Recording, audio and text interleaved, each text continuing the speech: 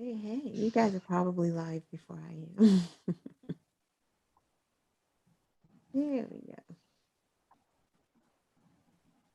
We are live. Oh, there it is. There it is. Where were you? Oh, we are back. I was just making sure everything is good. How's everybody doing tonight? Hope everybody had a good week so far. As you know, it's Friday Eve. It Friday is Eve, y'all. Friday. It is It's Friday Eve. Friday.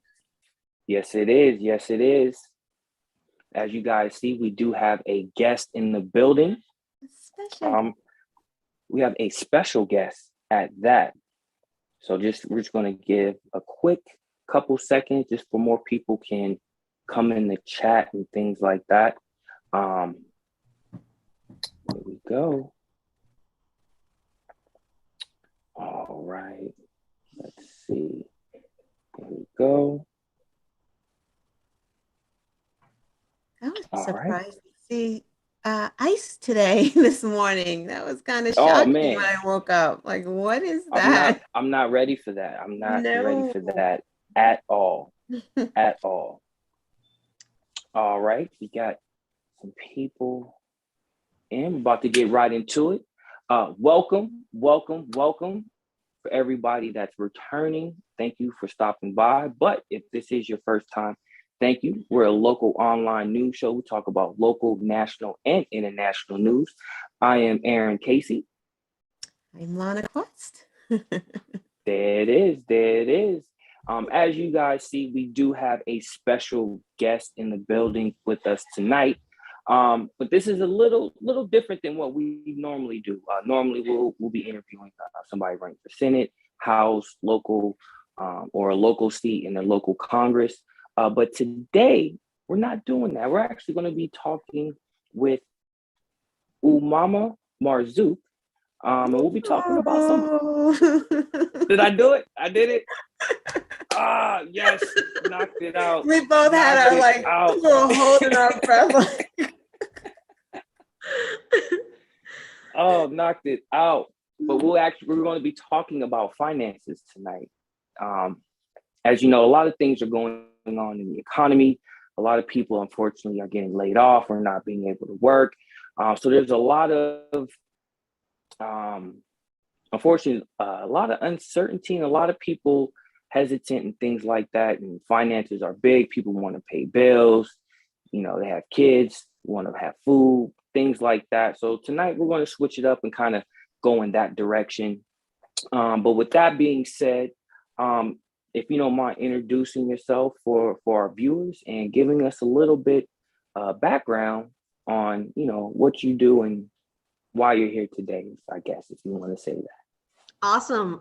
Thank you so much, Aaron and Lana, for having me. And spot on with the name. Real quick, you did say running for Senate and politics. You never know, never know. So just out there for the Hey, world, right? hey, that would be great.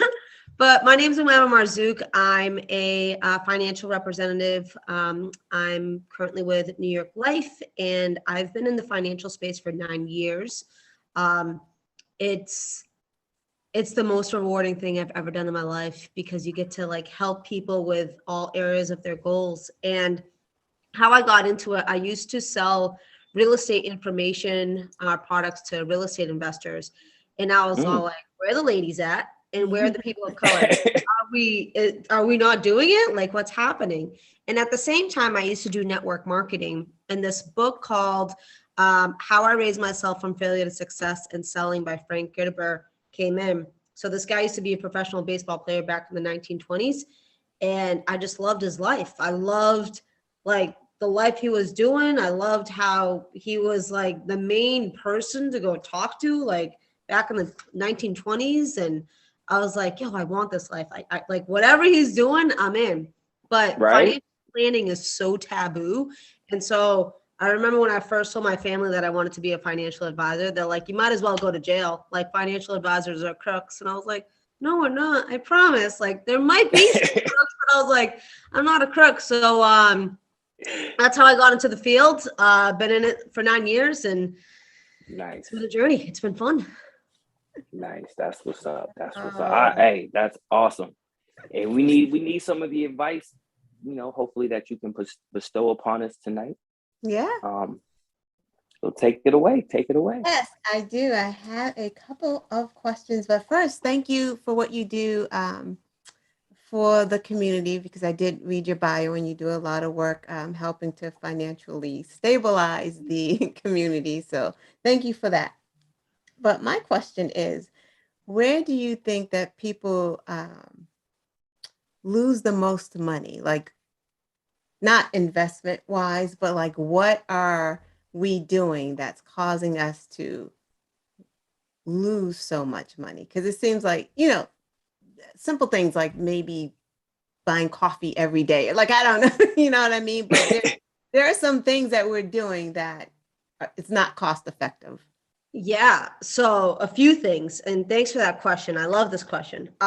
So a few things. First of all, credit cards, right? A lot of times if you're paying so much interest on something that's not giving you a return, you're screwing yourself. Second, well, this is actually, I should say first, but I'll just say second for now, is not knowing the right vehicles where your money's going, right? Right. There's different strategies where your money can grow. And a lot of times we're just not aware. It's not something that we're taught of where your money can be going. Third, subscriptions. Like, do you really need different things that you're not tying into? And I mean, nowadays, advertisement is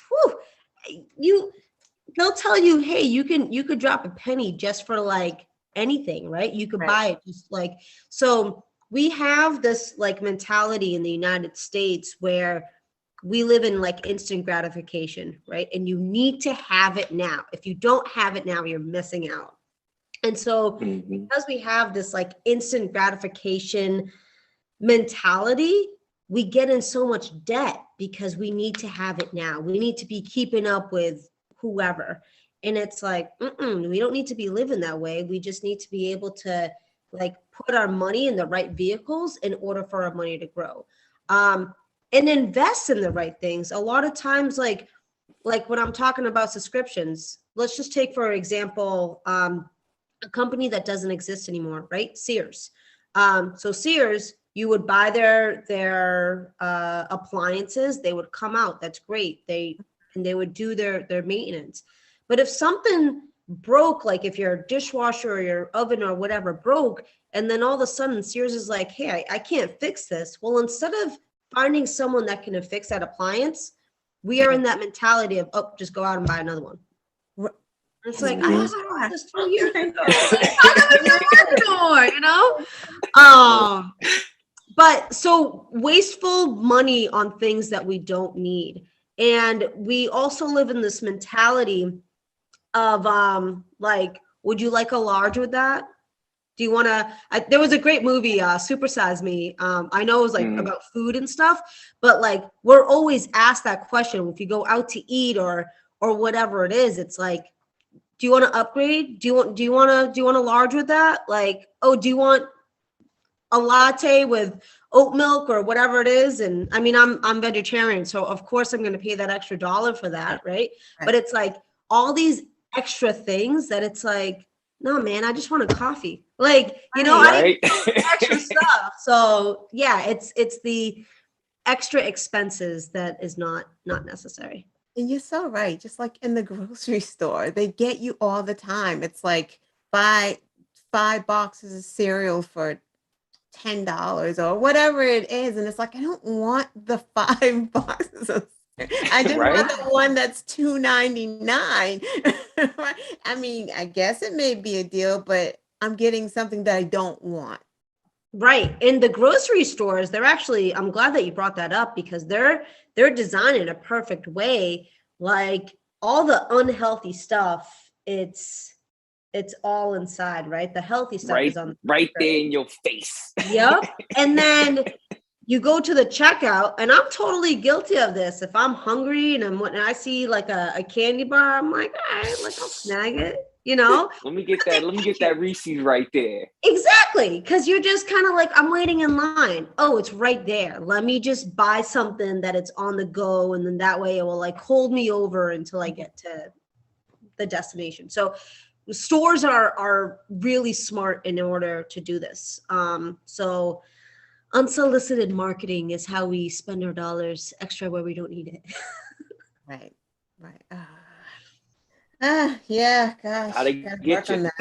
that. They will, right? They will. Mhm. So, next question. What advice would you give to parents with children about to go to college? Ooh.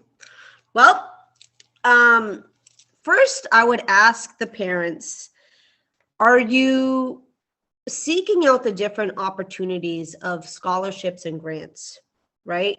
Are you having your kids before they turn 18, like way before they turn 18? Are you putting them inside organizations where they could be volunteering, doing community work, building up those credits? Um, Looking at different options, like you can get life insurance, you can get a 529 plan, you can get different vehicles in order for you to build wealth for your kid. Look at community colleges, right? Don't necessarily look at these big expensive schools. Look at community colleges, see where you could transfer your kid. So I have two younger brothers, one is 17, one is 14, and the 17-year-old, he's looking at colleges and stuff. But it's like, I think a lot of times parents push their kids into something that maybe they don't want to know. You're Right. asking literally an 18 or a 17 or a 19-year-old, hey, I want you to decide what you want to do for the rest of your life. That's a whole load, right? Right. And Right. it's a lot. It's definitely a lot, but it's knowing what the kids actually want. I mean, we can look at this. So I'm 34 and I can name so many different people that I know that have changed industries just in the time frame of them graduating Right. college and whatever it Right. is. Right. So ask your kids, what do they really want? Right. Don't necessarily force college on it, but before they go and decide on a degree, um, to go and shadow something, go and ask places, hey, can I intern here? Can I see what like 6 weeks of the field looks like? Will Hmm. save a lot of time and a lot of money. But Right. I Mhm. always encourage parents to look at scholarships and grants. There's literally a plethora of money out there. Right. You don't necessarily have to take out loans. And if you decide to take out loans, read the fine print. Mhm. Read Please. the like, hold on. I need to say that one more time. Say it. Read the Say it. fine print, Say right? say it. Because a lot of times they're telling parents to get these loans and it puts them in debt, right? Right. But they're not reading the fine print where they're saying if your child is not eligible to pay this money, now it falls onto the parents. Right. Well, then the parents are just kind of like, hold up, well, that's now interfering into my retirement, my goals, and whatever it is. Right. So before you go and you put your child into like a really expensive school, ask like, do they really want to do this? Right. Find like sit down with a financial advisor, whether it's myself or somebody that you feel comfortable with, and ask them what are the different strategies, what are the different tools that I should be utilizing in order to not get myself or my kid into so much debt. Right. Absolutely. And college isn't for everybody. There's the military. You could join the military. You could become an entrepreneur, which everyone should become an entrepreneur, right? There's different Love it. vehicles to do instead of just saying like college. There's trade schools. Like there's so Right. many different options. Right. Yeah. I have two comments before you go, Kate. Ask your questions. Yeah, no, go right So ahead. you're so right about the college because my daughter was going to Stonehill. She got a pretty good scholarship to go to Stonehill, but Stonehill is very expensive. So Mm-hmm. that first year went, it was decent. Second year comes around, and even with her good scholarship, even with the financial aid, which seems like it's less because of the pandemic, I don't know, they really don't give any money. But Yep. we would have ended up having to pay like 10 grand a semester for her to go. And I'm like, we need to reevaluate this. You're like, do you really want to be in school? Right. You don't need to go to school. What is wrong with you? No, but I mean, so she was cool with it. She's like, you know what, that you're right. Cause I'm like, yeah, we're going to struggle paying this, but you and I, right? This is going to be very difficult every single semester when, don't you want that car? Don't you want to pay your, like now. So she's like, yeah. So now she's at Southern New Hampshire University. Nice. Perfect Nice. school. It's all online.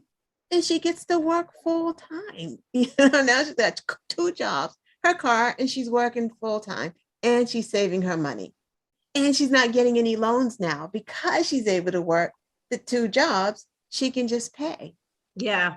So that Yeah. works. And let me touch on that real quick. I love the fact that you said that she's working. Now, I understand that every person has different levels, right? There's some people that they're just kind of like, hey, I can't do the whole work and school thing. I get that.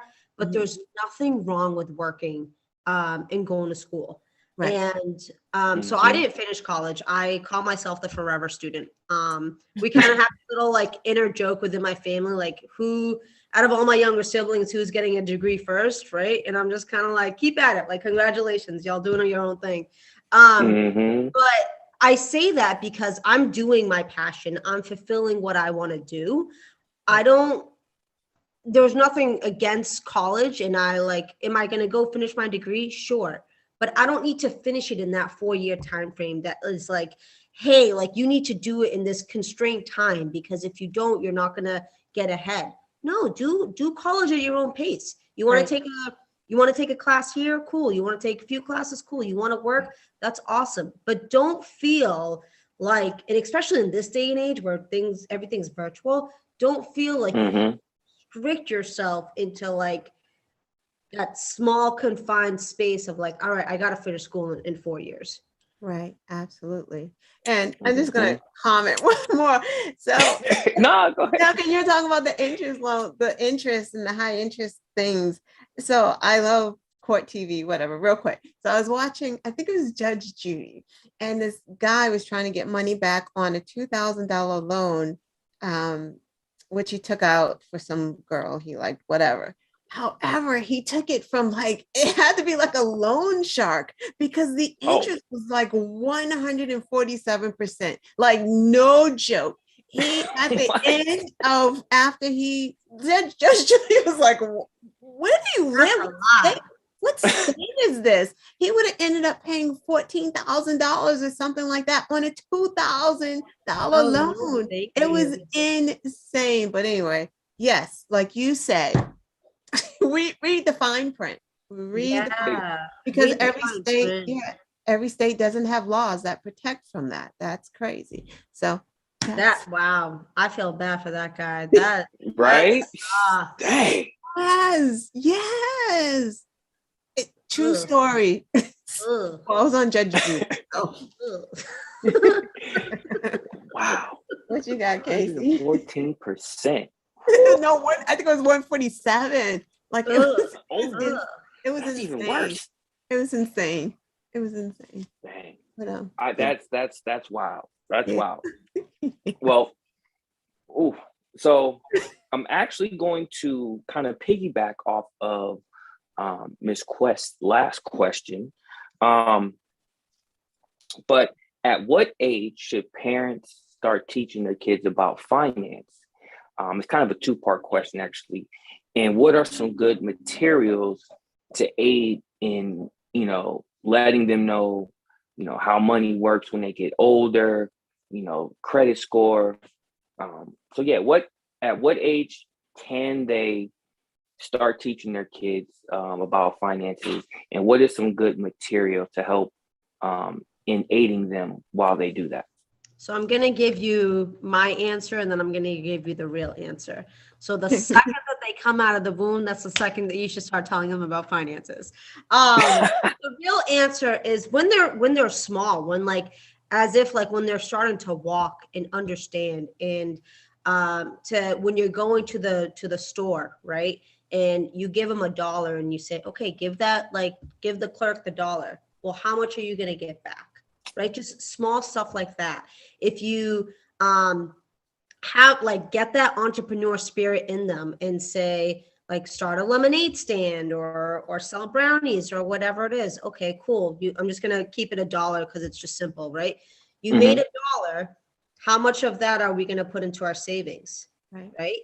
And then also like you could take that $1 and you can break it down into different vehicles. Say like, how much are we going to put into savings? How much are we going to invest? How much should we pay for rent? How much should we like all these different things, and getting your kids in that mindset of money. So personally, there's no like real age that's too early to say like start teaching your kids about money. The thing is that the parents need to start learning about the money, right? So the more that they can start learning about the money, the better it is. In our habits, how we establish our money habits, it's directly from our parents, right? It's what we are taught.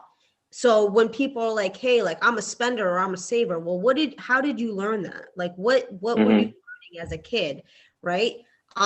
So I'm one of 8, but when I was younger, I was one of 5, and we had hand-me-downs. We had like we had a garden. We had like all these different like money-saving vehicles that I didn't appreciate when I was younger, right? Because of course you want to be like one of the cool kids, but my parents, they would find like the different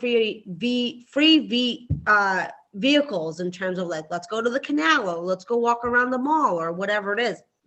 And we would go to the mall and they would give us like $10 and they'd be like, that's it. Whatever you spend it on, that's it. Don't come to me or whatever it is. So now it's like going through your mind. It's like, all right, well, what can I eat? Can I go to the arcade and can I buy something? Right. And then it's just kind of like you go to the arcade and you try to like negotiate to somebody and be like, well, if I win, how about I split my prize with you, but you just got to give me more coins. That means you got to give me more money. Right. So it's like, but teaching your kids at a young age what you should be doing. There's a lot of books, and if you I'll actually send different books, a list for parents on this. I should have prepared a little bit better for that question, but I'll send it that way you could give it out to your audience. But different podcasts, get your kids like listening to financial advisors, get your kids to listening to different podcasts, different financial books. There's so he's not a financial advisor, but a book that I recommend is Rich Dad Poor Dad by Robert. Heard of that one. I have that. So it's getting people in the entrepreneur mindset, because when kids are thinking about entrepreneurship, personally, I think it's going to relevate towards, well, I'm going to be thinking about money, right? So as young as they can, start talking about money. Have your kids go to the bank with you. Have your kids sit down and listen to a financial advisor when you meet with them. Have your kids like look at the market, ask questions. And the sooner that they can start doing that, first of all, they're going to grow up and they're going to want to give back to the community and do more things. But second, they're not going to get into so much debt because they've already established good money habits. Right. And, you know, if we could teach our kids, if we could teach our society how to start living in like what I like to call a crock pot society opposed to a microwave, right? Mm-hmm. Delay gratification. Like we need to learn that word no. Right. Everybody say it with me. 1, 2, no. 3. No, right? No. And so it's like the more it's kind of like, well, I don't really need that. Right? Can I buy this when it's on sale? Can I like you don't need to stay up with whatever FOMO. Yeah, exactly. You don't need to stay up with the hype. So as long as you can keep that in the back of your mind and it's like, all right, cool. Read. Libraries are free. Like we have a blessing. If you can't afford a book, we got blessings that libraries are free. Most podcasts are free too.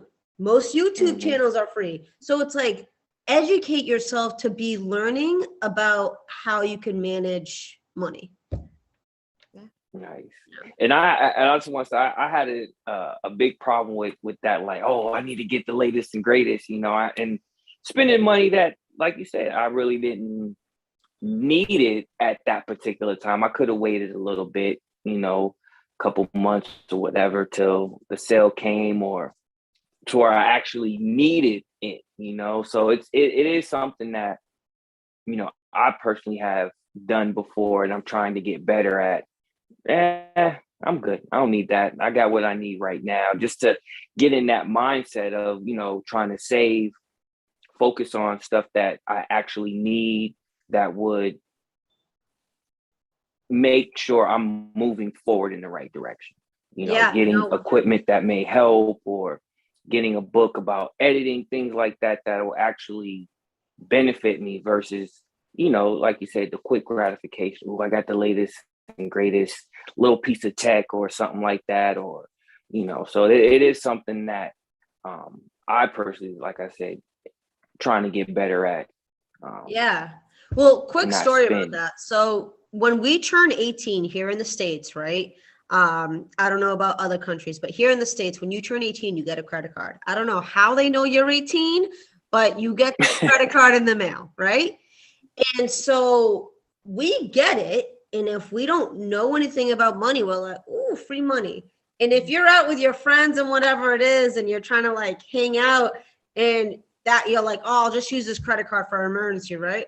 Well, you guys are hungry. I guess that's an emergency, right? You're just kind of like, all right, like, I got it, right? Exactly. So that's how they get you. But when I turned 18, I remember getting a credit card. I was like, sweet, free money. My dad's all like, yeah, no. And I was like, what you mean no? And then he was all like, there's nothing in this life for free. And until you understand the concept of money, you cannot have a credit card. And I was like, they literally sent it to me though. I was like, they're giving me money. It's mine. Like, my name's right here. You see it right there. Exactly. And he was like, no. So I didn't get my first credit card until I was 28 years old. So 10 years later. Wow. And I was like, oh, okay. So if people have a spending problem, like I tell people, like literally like rip up that credit card, or put it in the freezer, like use it just for its emergencies. And it's all matter of asking ourselves, like, what do we define as an emergency? Being hungry because you're trying to hang out with your friends ain't an emergency, right? But I mean, if living in New England, if your roof collapsed because of the snow, that's an emergency. Right. Yeah, that's FOMO, people.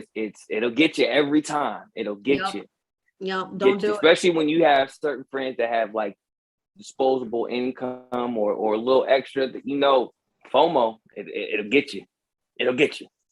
So I'm gonna tell you guys a trick that I do, that I still do to this day, right? So I live in Plymouth. Most of my friends live out in the city.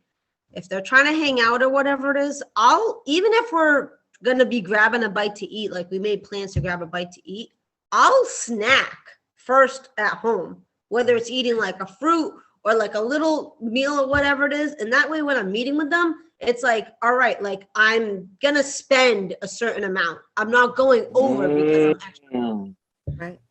I'm not that hungry no more but they don't know that. I'm gonna have a good time. I've pre-gamed. Exactly. Right? Exactly. That's right. Pre-game. That's funny. I'm with that. Yeah. All right. So my next question, I'm gonna switch gears a little bit. And this is something I've seen on the news a while ago. And I've seen other situations that are similar to this. But my question is, hear me out. A couple months ago, a famous comedian passed away, and his wife went on social media. She made a post explaining that they didn't have enough to pay the funeral costs, and unfortunately, the husband didn't have life insurance. So with that being said, could you explain the importance of life insurance and how it could benefit a family if a family member were to pass away? Yeah, absolutely. Great question. So death in America is not free. I'm going to say that again. Death in America is not free. Other countries, it may be free, right? But it costs money to die in this country. Whether you're being cremated or you're having a funeral, it still costs money.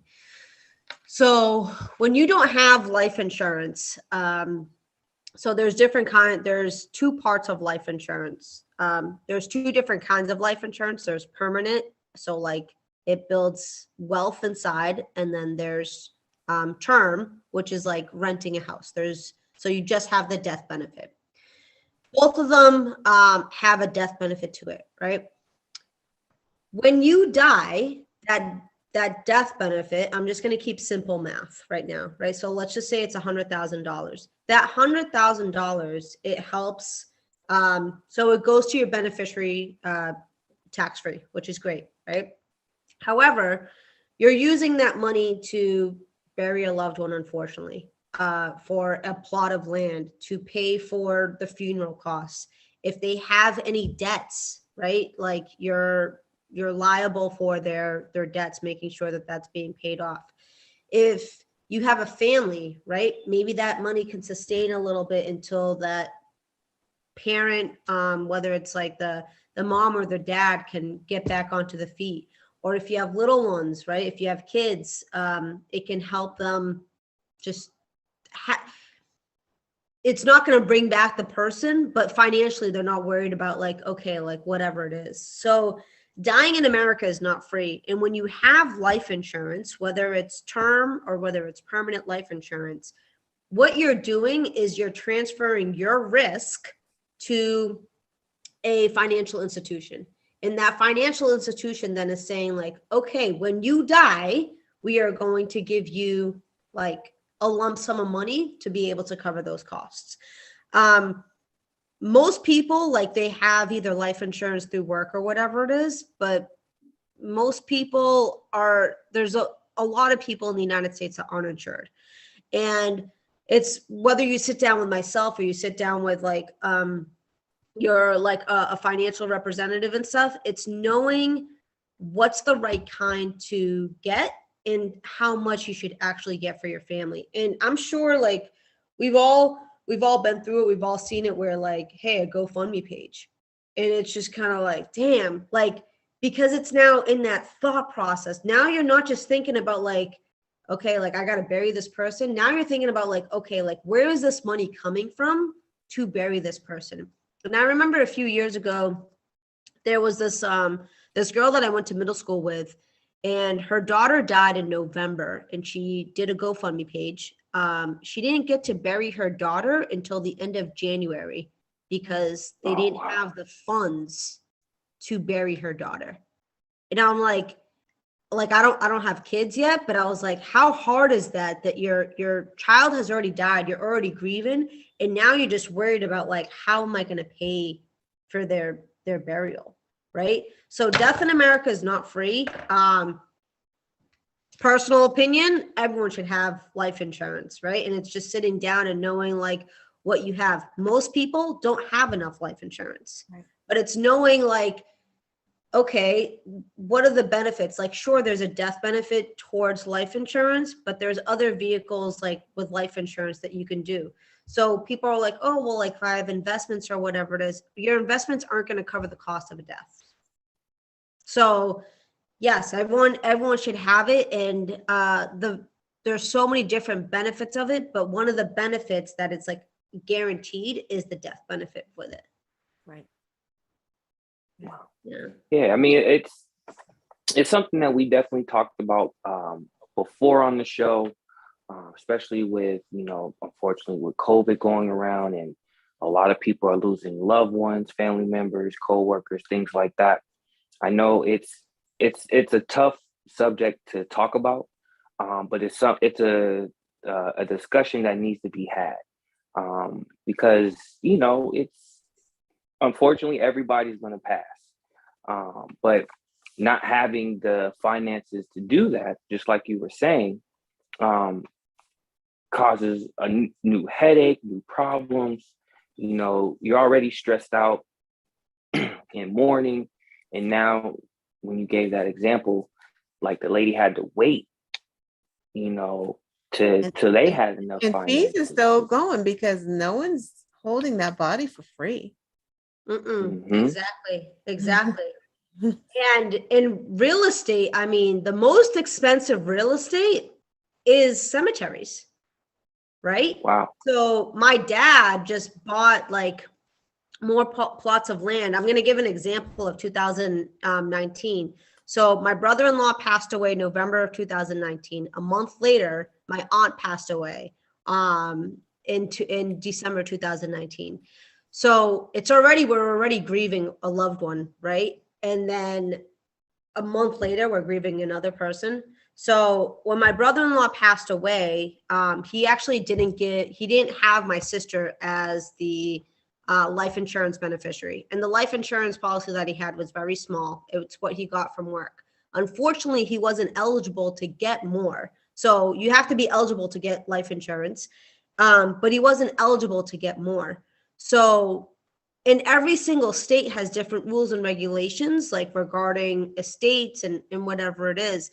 But my sister, going through the grieving process, because she wasn't the beneficiary on the life insurance policy, had to sell a home that his parents were living in so she can have money from there to pay for his medical expenses. Right. Wow. So it took like about a year for all that to happen. And it sucks. And then my aunt, when she passed away, so my aunt was mentally challenged, and my dad and my uncle already bought the property of land back in like 1999 when my grandpa passed away, but still the cost of the burial and all that different stuff. So we're all sitting here in the family, and it's like, well, how much can each family contribute? Right. And how much can each family be able to put in to make sure that like we're covering the costs?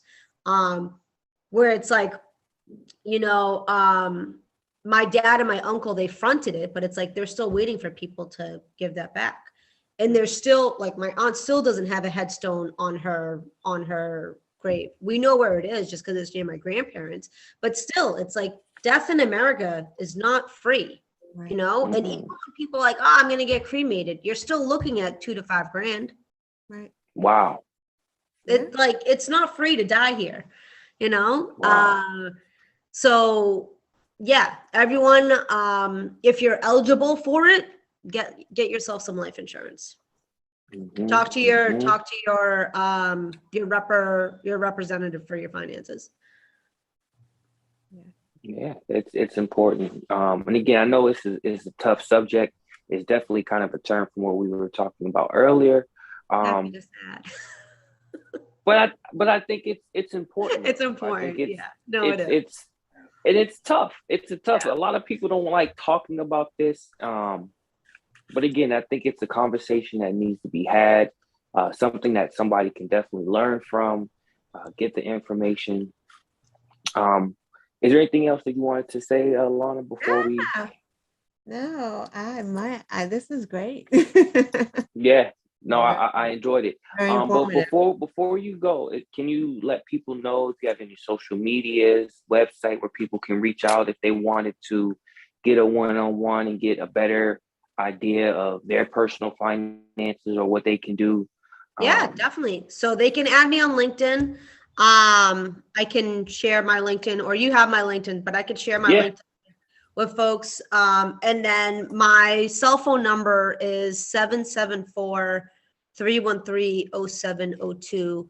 I can put that in the chat real quick. Okay. Can I say something that you mentioned real quick though? Right.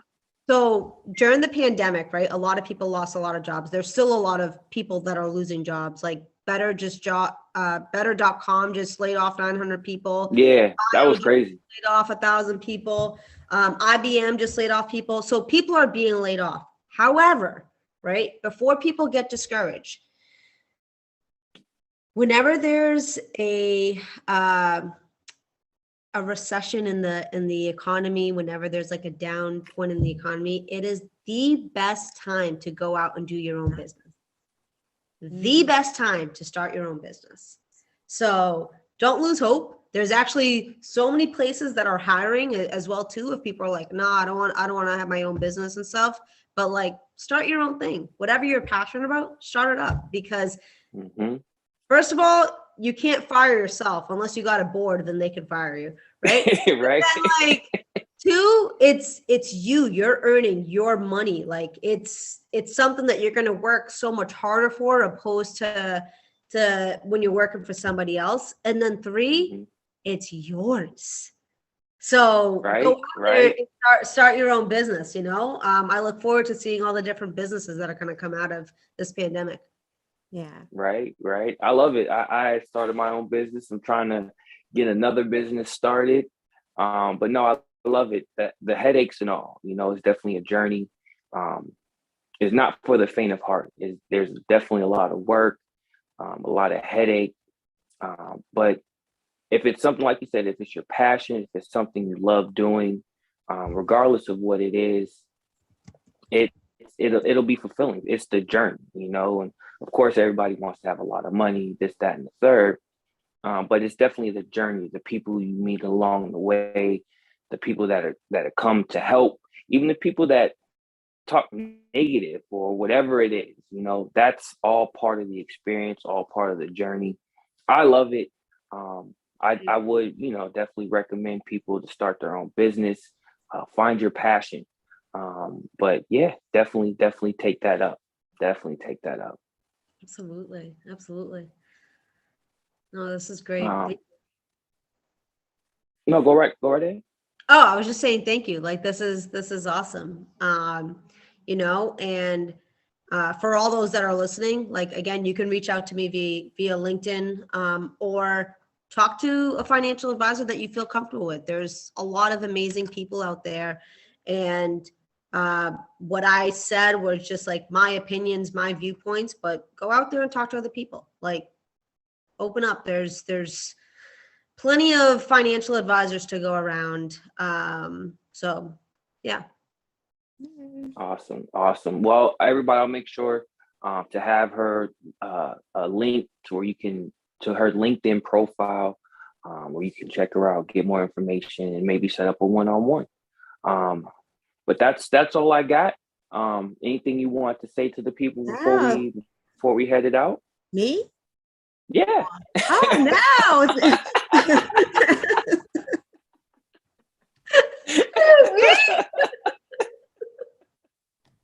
I want to say thank you so much for coming, Umama. I love your name. I love your energy, and this was a great interview. Thank Yes, you. it You was. guys are Yes, it was. amazing, and I appreciate you guys reaching out and asking me to be on the show. I love that it's local, and I think more people got to be out there doing things like this because yeah, people just need to know what's up, and Yeah. it's good. It's good to get information like this. So thank you. That's what we're about, getting the information Oh, out to the people. That's thank you. So thank you for coming. Thank you. Yes. Bye-bye. Bye. Do I leave? Do I? Yep, you can leave out. I'm going Okay. to get you out. Bye-bye. Bye. All right. There you go, people. That we had an excellent interview with Umama Yeah. Marzuq. Great. Well, again, I'll have a link where you guys can check out her LinkedIn page. And again, hopefully get some financial advice. We all want to do better. We all want to make money. I know I do. So yeah, check her out. So, I know we are short on time. So I'll save what I have for next week. Um,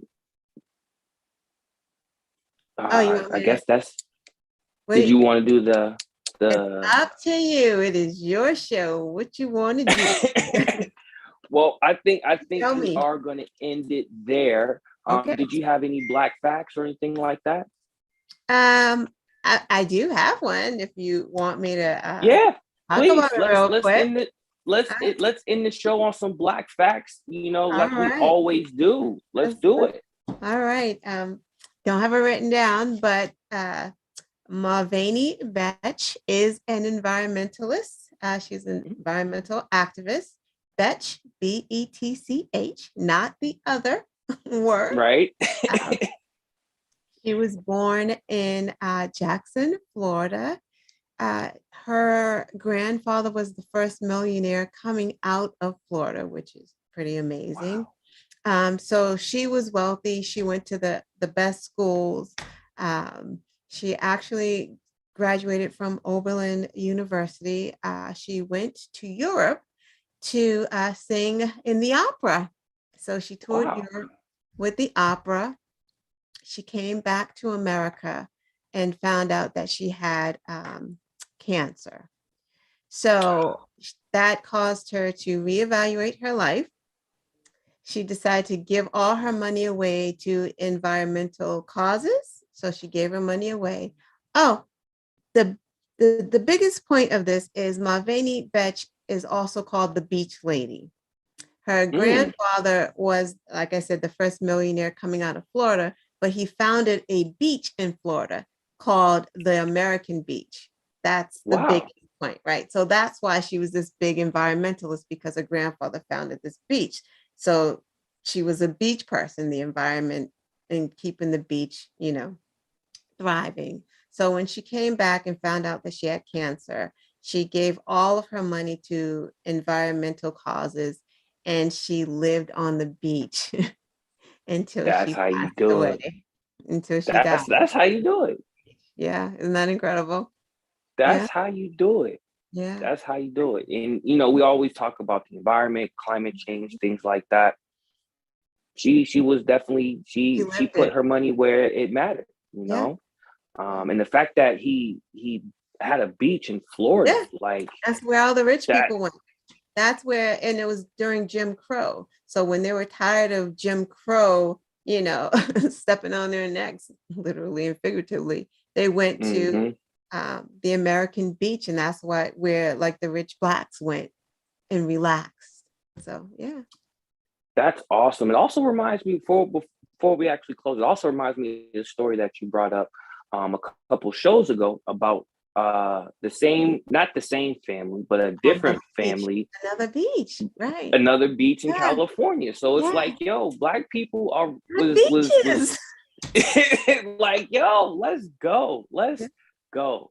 You gotta love it. It's Black history. yeah. Um, but with that being said, I hope you guys definitely enjoyed the show. I hope you enjoyed the interview that we had with Miss Marzuq. Tune in next week. Um, we'll have another show. Christmas is right around the corner. Yes, isn't it? Right around the corner, y'all. Christmas is right around the corner. Please tune in next week for an awesome show. That's all I got. See you guys Yes. next week.